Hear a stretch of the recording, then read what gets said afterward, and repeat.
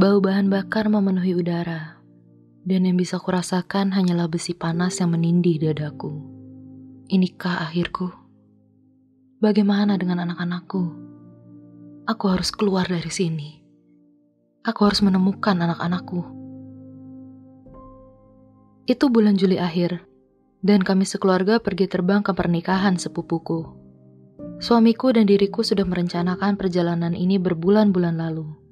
Kami ingin agar mama dan anak-anak kami bisa menghabiskan waktu yang menyenangkan dengan keluarga besar kami. Aku begitu bersemangat, karena sudah cukup lama aku tidak pulang dan merindukan mereka semua. Pernikahan sepupuku benar-benar terasa ajaib, dan anak-anak menyukainya. Untuk pertama kalinya setelah bertahun-tahun, akhirnya kami merasa seperti keluarga besar yang utuh. Setelah semua kesenangan dari pernikahan sepupuku, suamiku dan aku tidak ingin segera kembali, dan memutuskan bahwa kami akan melanjutkan liburan singkat ini menjadi perjalanan keluarga besar, bepergian mengelilingi daerah pinggiran kota. Ku minta mamaku untuk ikut serta, karena kakak perempuanku dan keluarganya juga ikut bergabung. Kami memutuskan untuk pergi dengan 2 mobil terpisah, dengan ia dan suami serta anak-anaknya dalam satu mobil, dan diriku dan keluargaku serta mama di mobil lainnya. Saat kami mulai masuk jalan tol pada kilometer 120, kubayangkan bagaimana liburan ini akan sangat menyenangkan untuk kami semua. Sampai tiba-tiba, segerombolan domba berlarian ke tengah jalan tol, hingga membuat suamiku membanting setir ke kanan untuk menghindari benturan dengan domba-domba tersebut. Sebelum aku sadar akan apa yang terjadi, ku dengar mamaku berteriak dan jantungku berdegup. Kami kehilangan kendali dan berputar ke kiri, meluncur ke pembatas jalan dengan sangat kencang. Mobil pun berputar-putar, membalikkan kami ke langit-langit mobil. Ku coba menoleh ke arah anak-anakku, tapi sabuk pengaman mengunciku ke tempat duduk. Dan di menit berikutnya, leherku tersentak ke depan, lututku tertekuk dashboard mobil. Rasa sakit itu terasa luar biasa, hingga aku nyaris hilang kesadaran. Ku coba mengendalikan tubuhku tapi tidak bisa. Bau bahan bakar memenuhi udara dan menyadarkanku dari kekaburanku. Yang bisa kulihat hanyalah duri semak yang berhamburan di sekitar mobil. Besi panas menindih dadaku, hingga tiap nafas yang kuhirup seakan-akan aku sedang menelan arang panas. Sambil terduduk di sana, kupikir apakah ini akhirku? Tapi aku tahu ini bukan saatnya aku memikirkan hal itu. Aku harus menemukan anak-anakku. Aku harus keluar dari sini. Kupaksa membuka mataku dan melihat ke arah suamiku yang tidak bergerak dari tempatnya, dengan mata yang tertutup rapat. Ku dengar suara tangisan bayiku dari kursi belakang, dan dengan segera badanku mulai bergerak. Kupaksakan keluar lewat jendela dan berlari secepat mungkin ke arah anak bungsuku. Untuk sesaat, kupikir mobil menghimpit bayiku. Tapi ternyata kursi bayinya menyelamatkannya.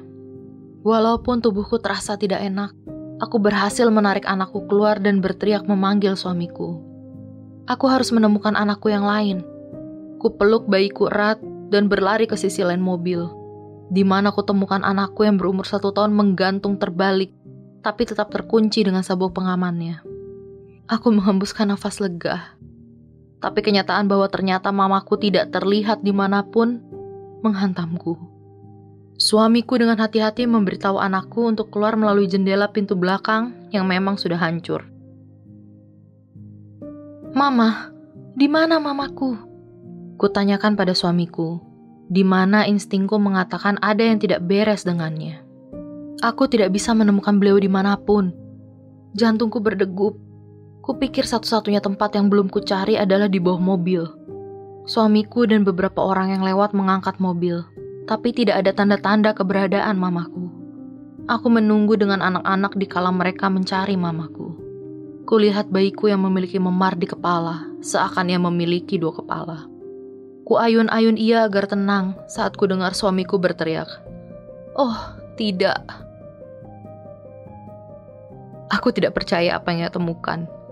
Mamaku terbaring di balik semak-semak, dalam kondisi yang kacau dan nafas yang tidak stabil. Aku berlari ke arahnya dan tidak bisa berkata-kata saat melihatnya. Aku bersimpuh di sebelah suamiku dan mulai memberikan nafas buatan untuk membantunya bernafas. "Oh, maafkan aku, Ma. Aku mohon." Aku begitu histeris, hingga tidak menyadari bahwa ambulans sudah datang sampai mereka menarikku dan mengangkat Mama naik. Aku berdoa agar ia bisa melewatinya, agar ia bisa bertahan. Suamiku mencoba menenangkanku, tapi kami berdua masih tidak percaya.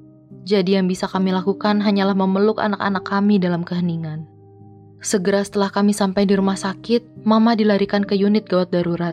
Sedangkan kami dituntun ke ruang yang lebih kecil, di mana mereka mulai memberi pertanyaan padaku dan suamiku tentang kejadian tersebut dan kartu identitas kami. Tapi, kami tidak memiliki kartu identitas karena tertinggal di dalam mobil. Aku menjadi linglung akan semua pertanyaan yang mereka ajukan. Aku hanya ingin memastikan kondisi mamaku baik-baik saja. Tapi saat ku coba bertanya pada perawat apakah aku boleh pergi, ia mengatakan aku tidak diizinkan untuk pergi sebelum menjawab semua pertanyaan yang ia berikan. Di saat itu, aku tidak tahu harus berbuat apa. Aku begitu marah dan sangat bingung. Suamiku dan anak-anak diperiksa dan diobati. Tapi seberapapun ku berusaha bicara ke siapapun, tidak ada yang memberitahuku apapun. Aku akhirnya berjalan berkeliling seperti orang yang tersesat, menanyakan ke semua orang di mana aku bisa menemukan mamaku. Tapi untuk beberapa alasan, yang mereka katakan hanyalah, "Dia baik-baik saja, jangan khawatir." Tapi aku tahu ada yang tidak beres. Ku telepon kakakku dan menceritakan semuanya. Ia berteriak tidak percaya dan meyakinkanku bahwa ia akan berada di sini secepat mungkin.